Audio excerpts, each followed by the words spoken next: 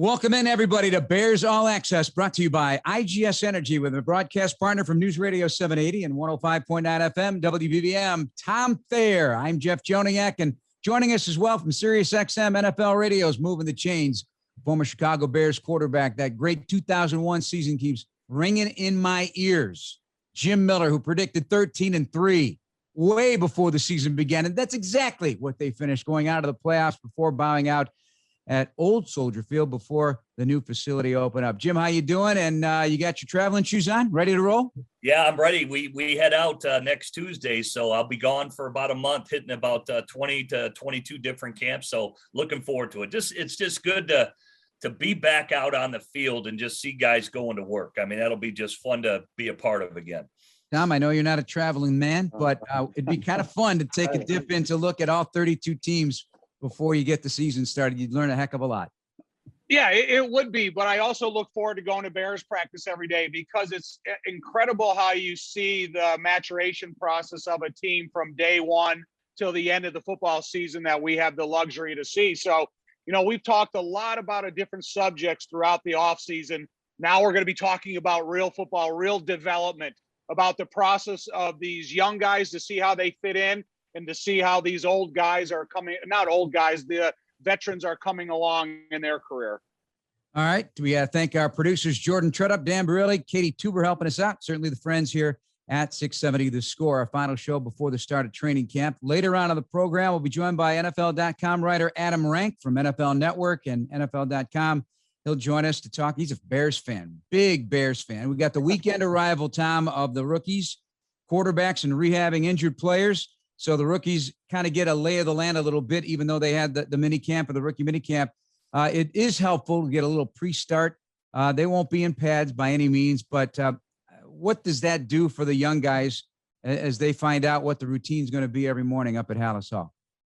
I don't know. I've heard it described as class on the grass, because a lot of these guys need to be reintroduced to the information mentally. Because physically, I think all these guys have been going about their business at the normal pace that's expected of them. But when you're away from the mental part of the information that's plays such an important role in your success, I think it's good for the rookies to have a couple days of getting back in the classroom so they can get up to speed. Jim, with the new CBA rules that kicked in a few years back, do you feel this is an advantage for the rookies? Well, I think it puts more on the players. They have to do a lot of stuff on their own time, because you're not getting the reps on the field that we've talked about. But as Tom mentioned, it reintroduces the materials to these guys where they get a jump start before the veterans come in. But you got to take advantage of the time you're away from the facility. Even though they'll be at training camp and they're kind of in their confined environment, even when they're not on the field, they got to have the wherewithal and the due diligence to constantly go over the material, do it as much as you can until you finally understand it and you finally get it. So I think it puts more accountability on players that they've really, even though when their downtime is there, they've got to take advantage of learning this material that they're required to learn. Tom, I just did an event the other night in front of 25 Bears fans. They were absolutely thrilled and excited about Justin Fields being a Chicago Bear, and that's really all they wanted to talk about. And honestly, that's been the case the entire offseason, and you can't fault fans for doing that. This is an exciting player and one that is going to develop and be a franchise quarterback. Everyone hopes for many, many more years to come. But I tried to accentuate other big topics during what is going to be a very intriguing training camp, and I can't get past a couple of positions. One is the offensive line, obviously, and we do feel it's going to be a much stronger offensive line with the health returning to a player like James Daniels and Sam Mustipher being trying to continue to be a leader on that offensive line of the center position after being inserted during the season. Cody Whitehair, steady as always, but Jermaine Ifedi at right tackle to start the training camp, and at left tackle, Tevin Jenkins, the rookie out of Oklahoma State. And simply because it's a position that he is learning on the fly, essentially, having just over 400 snaps in college, and nobody else on the roster right now with left tackle experience in an NFL game. So to me, that is as big a story as anything. How do you feel about it? I also think that Matt Nagy drew a line in the sand. How many carries a game does he intend on getting for David Montgomery? What did he say, 20? And there's a couple of other running backs out there. So you see if these guys get 8 to 12 carries a game. So now you're talking about 30, sometimes 30 plus.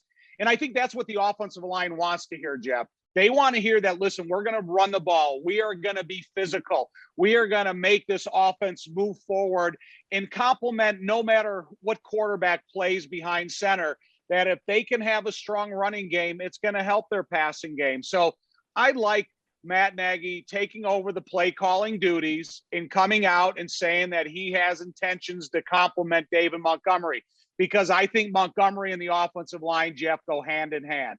You got to have one to help the other. And I think it's David can help the offensive line as much as the offensive line can help David.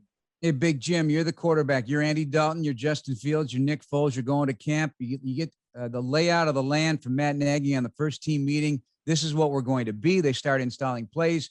If they do stick to that run game and have that kind of desire to run the ball that many times, if you're Andy Dalton, you're Justin Fields, you're Nick Foles, and you are a former quarterback, how does that make you feel heading into the season? Yeah, I think, saying it and doing it are two different things. I think you have to stay committed. You've got to follow through with it, because I think we know game situations sometimes dictate that the run game can be taken out of it.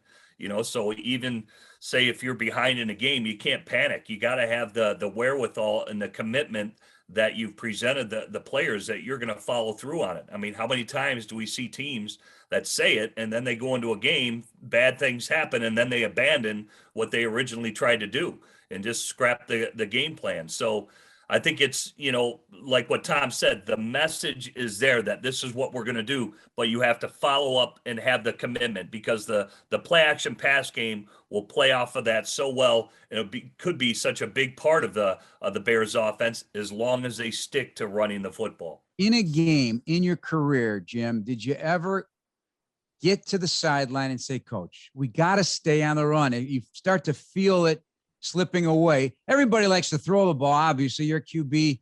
But did you have any a story about that when you actually made your case and they listened to you? Yeah, I think, there's numerous times. I think we went in and played Philly one time, and who was it? Chris Valerio. I think he knew a certain run play was going to work. And I remember he went over and told the coaches that, hey, if you call this play, this is going to be there. And all it was 26 duo. They felt that, getting a double team on the nose tackle, they felt that they could move them with ease. And with the strength of Olin, obviously the strength of Chris Valerio, that's, over 700 pounds of beef coming at you. So all of a sudden the coaches listened, they paid attention. We started running that play and we started making hay in the run game. So you have to have that back and forth of really dialogue that the coaches believe in you as a player, that certain things are going to work.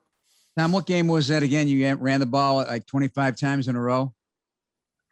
We played the Indianapolis Colts in that 85 season, where we ran it the first 22 plays to open up the game. And, I've been a part of those types of games in my past where we knew that we had one play that was so strong, but depending upon how the defense lined up, we could call it at the line of scrimmage. And we went that direction, and we had about 250 yards rushing, and we were super successful because of what the defense was offering us. So I think sometimes you have to listen to the players as much as you want to sit there and look at your play sheet to see what you think can work well. And I always bring up this example. When I was with Pittsburgh, we went out to, at that point, the Oakland Raiders. We had 0 rushing yards at halftime. I mean, Coach Cowher said when we went into the game, he said, guys, don't be surprised if because they were a shooting, penetrating defense back then. He said, they're going to get some tackles for loss, but we're going to stick with our game plan and have the wherewithal for 4 quarters to continue to run the football. The second half, Jerome Bettis rushed for 150 yards. It was just sticking with the run game. And the coach told us as a team, it's not going to look pretty at times, but we're going to stick with it and stick with it. We will wear them down, and this is how we're going to win the game. And that's exactly how it played out, and everybody believed in that plan. That's Jim Miller, Tom Thayer, Jeff Joniak, and this is Bears All Access. Coming up next, NFL.com's Adam Rank will join the program. This is Bears All Access, brought to you by IGS Energy on Chicago Sports Radio 670 The Score. Welcome back to Bears All Access, brought to you by IGS Energy. Choose clean energy for your home at IGS.com, because every good choice adds up to a better world. With Tom Thayer and Jim Miller from SiriusXM NFL Radio, moving the chains with Pat Kerwin. I'm Jeff Joniak, pleased to be joined by Adam Rank from NFL.com. You see him on NFL Network as well. He's got his hand in the fantasy pot. He does previews, and he did a great job for all 32 teams, state of the franchise for everybody. So, Adam, thank you so much for joining us from LA. But before we begin the talk about the NFC North and your thoughts on it, Bears fan, you are not shy about it, are you? Yeah. How'd this come about? Are you a Chicagoan? I don't know your entire background. You know what? I'm not shy, I should say, about sharing my fandom. And it really does come from my parents who would be freaking out right now. I'm sitting here looking, I know this is an audio recording, but I'm looking at Tom and just thinking of my life, and my parents and my uncles and everybody just loved the Chicago Bears. And I was born in Schaumburg. Oh, sorry, Park Ridge. I don't want some Schaumburg, somebody from Schaumburg getting upset and being like, no, the hospital's in Park Ridge. Get it right. But I live, you know what? Like, I don't know, because now the suburbs are fighting. I don't know. There's a whole issue going on. But I didn't grow up in Chicago or in the Chicagoland area. But I still kept an allegiance to the Bears, mostly because we moved to Southern California and the team moved away. I did live there long enough to be like, hey, I sort of liked the Rams in '85, and then had to hear it from every member of my family. Like, I'm a 4-year-old and everybody's yelling at me like I'm Dieter Brock. Like, listen, I'm sorry. I was rooting for the local team, but I do now have fully embraced the Chicago Bears. And I've also made my children follow in that footsteps too. I said, I don't know if you're going to have a link to Chicago. And I think this is a longer answer than you wanted. My kids, they weren't born in Chicago, they're born out here, but I want them to have that kind of lineage. And I want to look back and seeing that, because my dad put me in a Walter Payton jersey when I was a kid. I am now making my kids put on Bears jerseys. Instead of, I'm getting rid of the Cutler jerseys.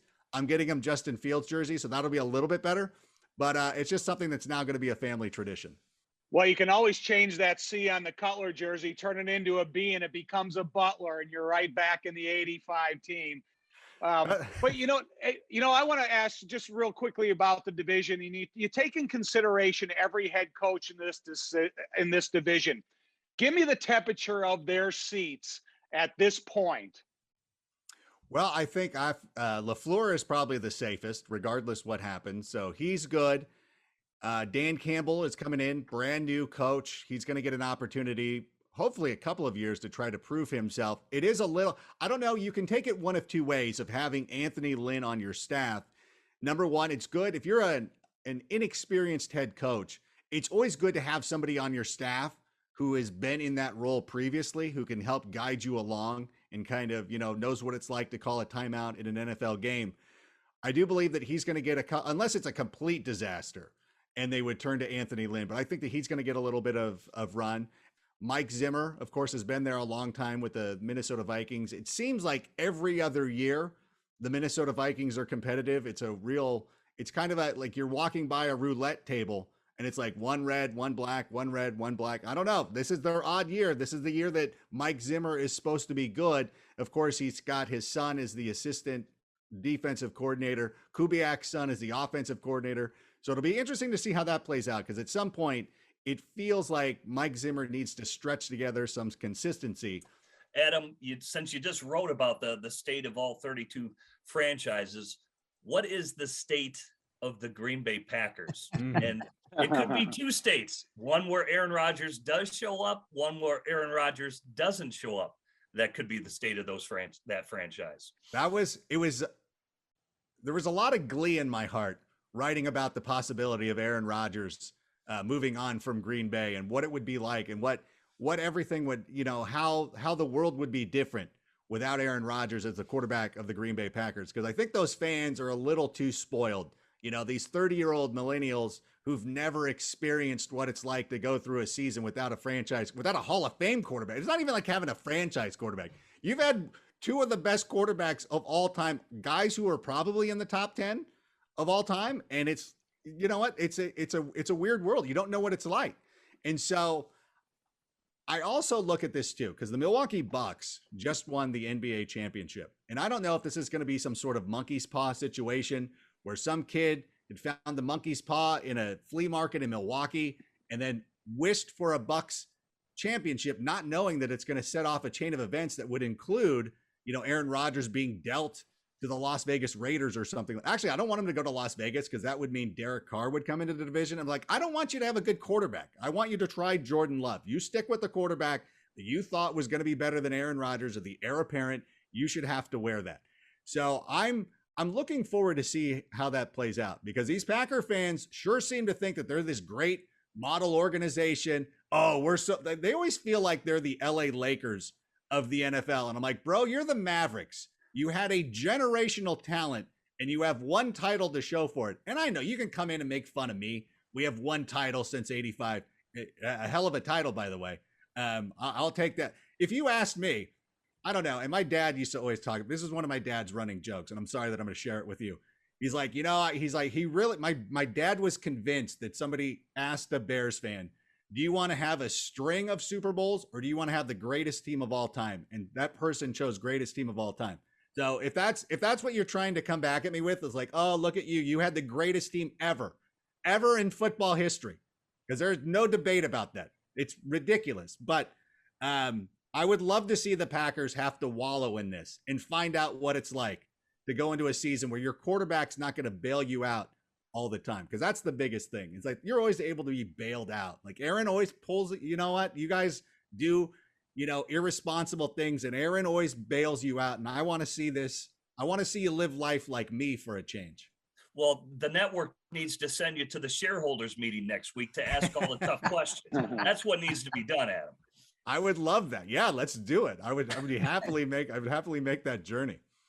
Adam Rank, NFL.com writer and big star on NFL Network, joining the program with Tom Thayer, Jim Miller, Jeff Joniak. Our remaining moments with Adam. So you're in the fantasy game as well. We have so many fantasy football players out there. I don't play. I know Tom definitely doesn't play. Tom's not even on social media. Jim, I don't know if you're doing it, but if you had to pick your top fantasy players on the Bears headed in here to the 2021 season, who you circling?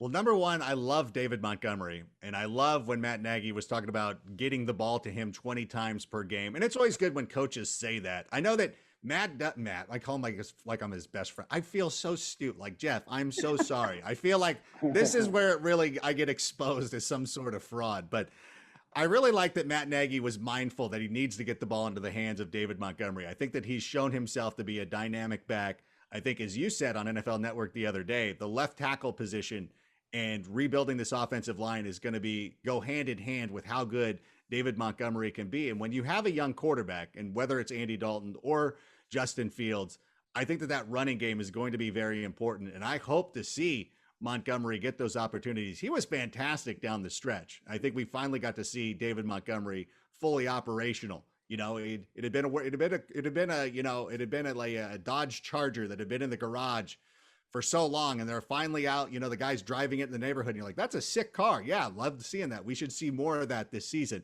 So I think he should be the number one guy. Allen Robinson, of course, is fantastic. I will continue to contend that he's a top 5 wide receiver in this league. Fantasy, reality, whatever it is. I love Allen Robinson, but we also love Darnell Mooney. And I really, I think it really was me. I think if you trace this back, Jalen Ramsey being mad at Darnell Mooney this offseason really does stem from me and a comment that I made on Instagram. So I apologize for that, but I'm not going to apologize for being so bullish on the ability of Darnell Mooney and what he's going to be able to do this season. And you know what? I'll play that clip over, and that's it. Yeah, people make fun of me for that too. Like, oh, the best part of your season was Darnell Mooney beating Jalen Ramsey. And I'm like, yeah, it pretty much was. Yeah, that was the highlight. That's fine. Like, I can admit, like, you know what? The season didn't work out quite like I had wanted it to, but yeah, that was one of our highlights. So I'm going to be proud of that. So I love those guys. And I hope that Cole Kmet can take a step forward. We love tight ends in this Chiefs derivative offense. And I think Cole Kmet is a pretty good player.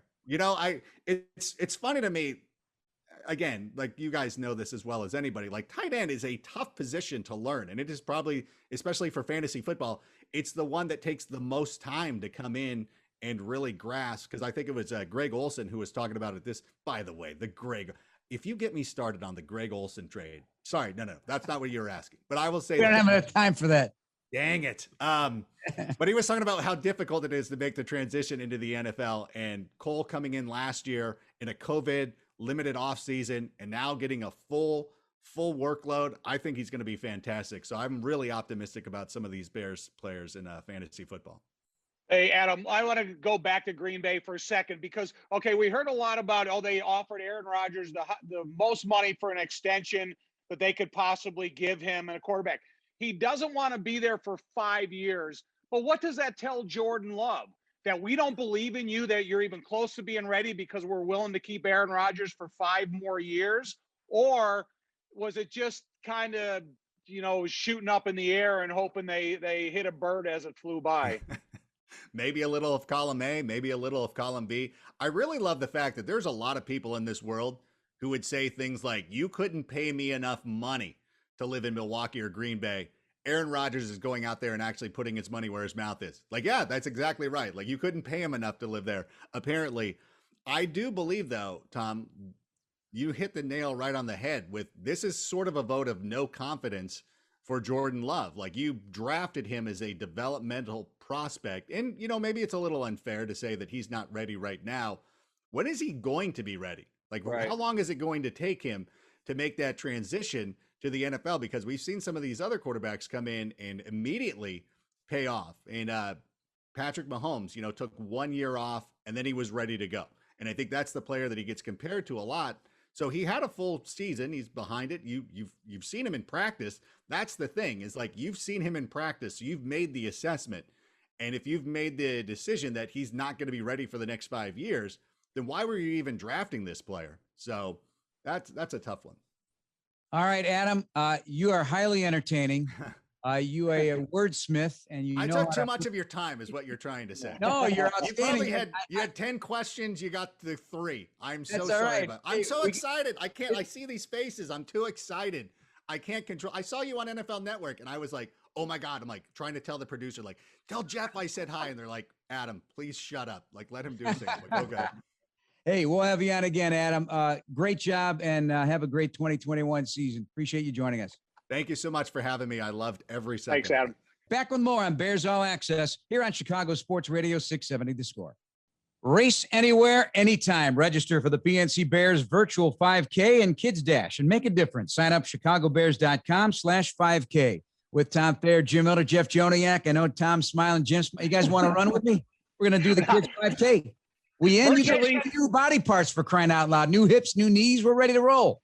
Well, I know virtually, at least you can make the finish line in that race. I don't know about physically, but virtually you can.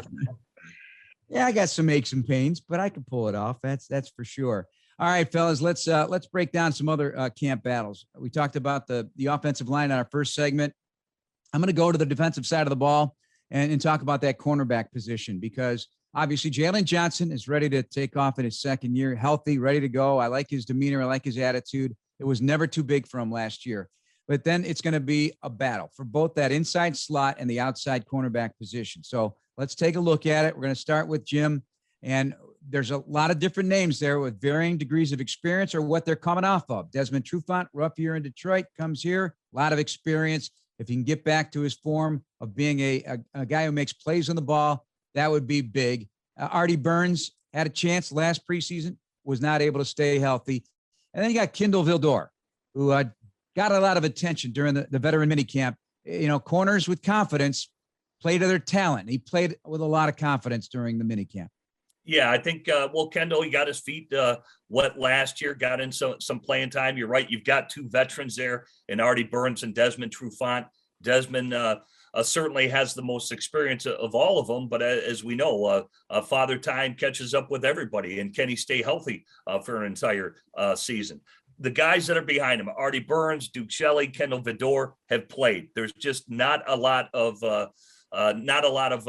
what should I say, in terms of their amount of time that they played. So those are ascending players. Duke Shelley, I thought at times did some good things last year, especially in the inside at the nickel spot when Buster Screen went down. And Kendall Vildor for me about Kendall, I think he's got all the skills.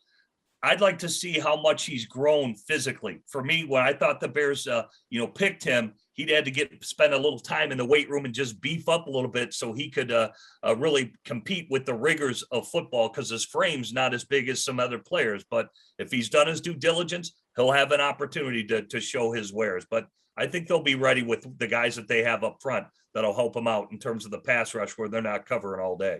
Jim, you said it. I think it's the guys up front. To me, I concerned more about Robert Quinn and what he can do up front to be able to help the defensive backs in the back end. If you really don't have significant pass pressure and you're asking these cornerbacks, defensive back, nickel corners to cover for more than 3 seconds, I think it's almost a losing battle. I think if Robert Quinn can come up here and accentuate the play of Blyle Nichols and how much that he's improved last year, you know what you can get out of Akeem Hicks, you know what you can get out of Khalil. And then you have a group of other guys on the interior helping out that defensive line.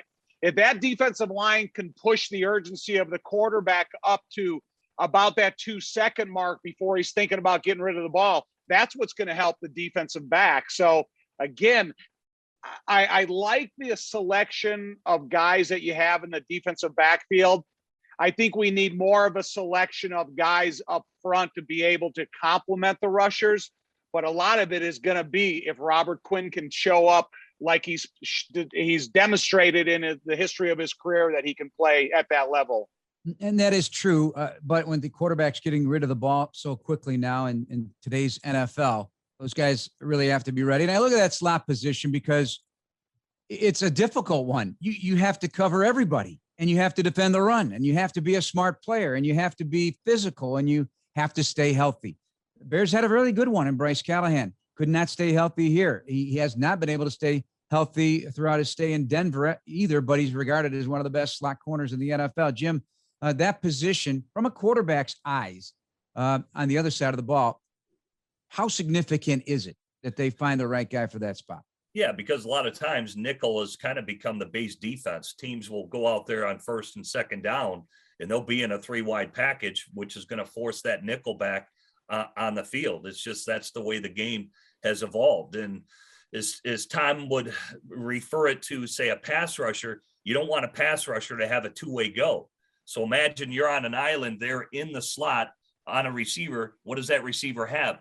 A 2-way go. So you got to be pretty savvy about how you are as a player to really maybe force a 1-way go where you don't allow him, say, to have an inside release or an outside release, depending on the down or distance. So I think you got to be a really savvy player as well as have the athletic ability and be cat quick for all those reasons that I just mentioned. One thing I liked about Buster Skrine over the last couple of years is how efficiently and how aware he was at the line of scrimmage, playing and helping in the run game. You can't have these guys thinking one-dimensional on a retreat step and go backwards. You got to be able to read the line of scrimmage as efficiently as you're covering pass routes. And in the different dime packages that we've seen over the years, from Vic Fangio to last year with Coach Pagano, I think Sean Desai is going to be pretty creative. He's got DHC still in the mix there to help out third safety position. Tom, let's look a little deeper into the defensive line. And I'm just going to consider the 2 outside linebackers a part of that bunch because I still think it's highly regarded around the league. If they play to their potential, they could be devastatingly good. And that's what we're looking for. And the return of Eddie Goldman, it looks like that is going to happen. He's going to be back. He's going to be at camp. It's said to be that he's hungry and ready to go. Got to see it though, and when they get the pads on and see where it goes. But that to me is a big addition to the mix as well. But you look at the 18 team, the defense was so good. Bilal Nichols, was not that guy just yet. He flashed. Jonathan Bullard is the guy he beat out. They were counting on a Jonathan Bullard, but I think there's a chance it could be, if they play to their potential and stay healthy, an even better defensive line. Leonard Floyd had 4 sacks that year.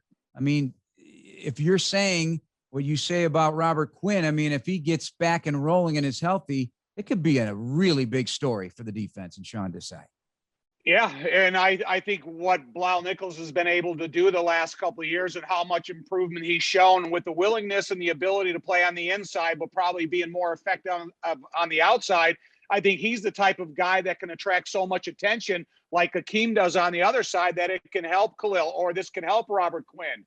Mario Edwards Jr. played really well in the snaps that he got, and he's going to have to, show the same presence that he did last year on the defensive line. So again, a lot of us, we have our fingers crossed for Eddie Goldman because we wish the best for him individually as the player we've seen him be able to develop into.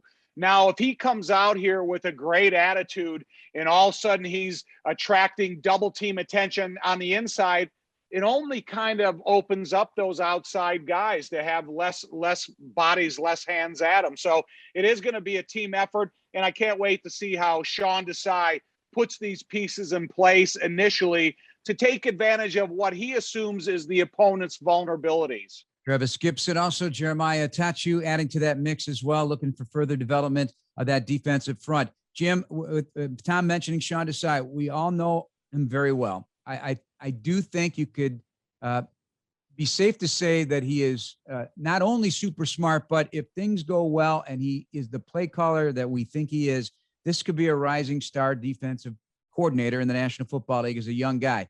But do you feel he is equipped to get the best out of the safety, Eddie Jackson? Jackson respects him a great deal, loves how he thinks, and that is a very important relationship, and you could dare say one of the most important relationships between a coach and a player on this team for 2021. Would you agree? Yeah, I think Eddie, he's a quote unquote quarterback of that secondary. He's going to be disseminating a lot of information to the other players that are out there. So you have to have the ability to communicate, and you got to trust the plan of the coach and have that back and forth that Sean will be listening to Eddie as well of what he's seeing on the field and how it's unfolding. So, but I always go back to this. Every coach, we have tendencies, so we'll have to see, how are things going to be called differently than say Chuck Pagano or say Vic Fangio. Sean's going to put his own fingerprint on this defense, whether it's, a third and short situation or a goal line situation, or maybe a third and long. Maybe he likes to blitz more to force the offense to sight adjust, and then you rally up and make a tackle. Things like that. I think that's really where you need to see where Sean Desai is going to go as a play caller. We have yet to see it yet, so I think it's remains to be seen what's out there and how it's going to unfold. And that's how teams are looking at the Bears. They don't quite know exactly what Sean Desai is going to be. That's Jim Miller, Tom Thayer. I'm Jeff Joniak. Let's take a break here on Bears All Access on Chicago Sports Radio 670 The Score. This segment of Bears All Access is brought to you by Athletico Physical Therapy. Visit athletico.com to request an appointment in clinic or virtually and start feeling better tomorrow. With Tom Thayer and Jim Miller, I'm Jeff Joniak here on Bears All Access on Chicago Sports Radio 670 The Score, brought to you by IGS Energy. Fellas, Meet the Rookies, always a popular production of the Bears broadcasting department. You can catch it on chicagobears.com and the Bears YouTube channel, and airing Saturday night on Fox 32 at 9:30 p.m. The featured attractions, Justin Fields, Tevin Jenkins, and Khalil Herbert, the 6th round running back. Here's a snippet of what Fields says in the show. A quarterback, everybody on the team is going to look up to you, when things are going good. And of course, when things are going bad. So everybody's going to look at you, your body language, how you carry yourself. I'm definitely ready. I think, if there was, anybody in this draft class that was ready for this position, I think there was nobody else but me, to be honest with you. I've just been groomed, for this moment my whole life. And he has, from a high school star to Georgia to Ohio State, the amount of plays, the big games, the amount of games played, his skill set, his speed, his size, his intelligence, his poise, frankly, from what we saw in the few snaps we did during minicamp. But most of all, and it comes out of the piece, Tom, is his humility. And that is coming from his parents on down to him. Staying humble is a great place to be when you're a professional football player, especially at the quarterback position, to draw the attention of everybody else on the roster. I always look at guys that transfer. And when they transfer to a program that's big to a transfer to a program that's equally as big as maybe a little bit bigger, then how do you succeed?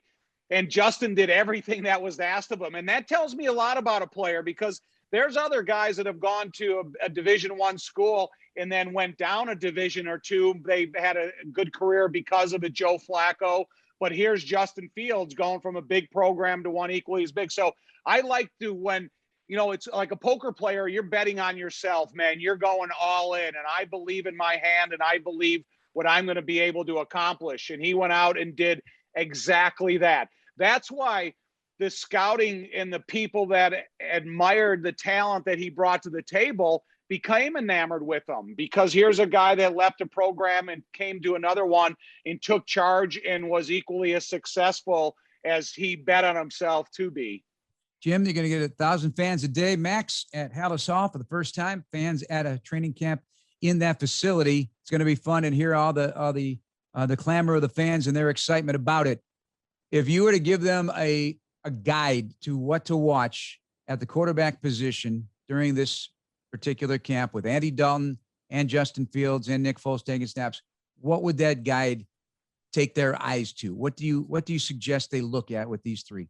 Yeah, I think, well, you can definitely tell how a quarterback holds on to the football, that he's not processing information. You know, as Tom mentioned, there's a timing aspect of it where you go back, whether it's a 3-step, 5-step, 7-step drop, you hitch and you throw the ball. That ball should be coming out pretty quickly. And if a quarterback is not doing that, it tells you that they're not processing the information quickly enough, i.e., the coverage, whether it's a blitz, so forth like that. So when that ball comes out with timing and rhythm, you'll know that a quarterback is growing and doing his job from that standpoint. Handoffs are handoffs. I think we understand that. But if the ball isn't coming out in a certain allotted amount of time, I think you know that something's amiss there at the quarterback spot. When you're listening to callers or even talking to guests about the incoming class, because they get a lot of attention all the way up to and through training camp, especially the big names like a Justin Fields, what are you hearing on your show? What are they, is everyone the same on Justin Fields right now? Yeah, I think everybody's pretty high on Justin Fields. You know, it's just for him, there's not a big sample size. As Tom mentioned, he transfers into Ohio State and he's really a 2-year starter. So he hasn't reached that, you know, that 30 start threshold that really Bill Parcells has always talked about, that he would never want to draft a quarterback who didn't have at least 30 starts from college. I think teams try to dive in differently now because we know with the situations that's unfolded, sometimes that's just not going to be the case. As Tom mentioned, a kid will transfer from one school to another, and maybe he's only a 1-year starter. So you got to be able to dive deeper into the intangibles about a quarterback. But as far as Justin Fields, nothing but positives is what I've heard. And another player featured in Meet the Rookies, the left tackle out of Oklahoma State, Tevin Jenkins. Personally, right now, the next step for me is to add more grit and more grind into my daily aggression, you know, like how I attack the day. And, you know, like everybody's been saying, like I keep on hearing about it, you know, stacking days, you know, it's just about getting better every day and then have a good day, have a better day the next day and keep on doing that. Tom, does he have it figured out there in terms of the plan for training camp as he embarks on this journey, a unique journey for anybody making the switch and being at this level against that defense every day? Any other advice you'd give Tevin Jenkins, being the man that you were in it as a player? Just make sure you understand the information as well as what we expect Justin Fields to understand it. Because again, Jeff, we talk about it all the time. You cannot go to the line of scrimmage thinking. You got to go to the line of scrimmage knowing what your assignment is against any defense you can face. If you create any hesitancy within your game as a left tackle because of your thinking at the line of scrimmage, you're going to get beat and you're going to jeopardize the entire offense. So look, we have to have a little bit of patience with Tevin. You're not going to go out there and see an all-pro left tackle from day one, but I think you'll see a different left tackle 1 week into it, 2 weeks into it, and then when the season gets underway. And in general, with that being said, the players coming back from injury, everybody wants to hurry up and get better. Everyone wants to be able to be back to 100%. What advice to both of you guys, and do this in a minute if you can each, that you would give players in terms of getting on the field when they might see something slipping away for them, a starting job or a place on the roster? Because there's a handful of guys that are in that position. I think you got to trust that the work that you've put into it. There was an off season where I had back surgery in the off season, and you had to create that trust within yourself in what's expected of you once you get ready to play. And I think all these guys, they kind of gain that trust as they go through the rehabilitation process and understanding what's going to be expected of them once they put shoulder pads and a helmet on. Jim? Yeah, I think there's different varying degrees. Like we always say, there's a difference between being hurt and injured. And as Tom said, you got to trust not only the trainers and the information they're giving you in terms of the plan of your recovery and what you're trying to do to get back on the field. And you've also got to trust yourself. You know how your body feels and what you can play through and what you can't play through, and that you need to heal up a little bit more to understand that, oh, okay, I feel confident now. I'm ready to get back on the field and play my best. But there are other things that, as a player that you can fight through, and it'd be just a matter of time, but you're still able to go out there and get things done that you need to get done.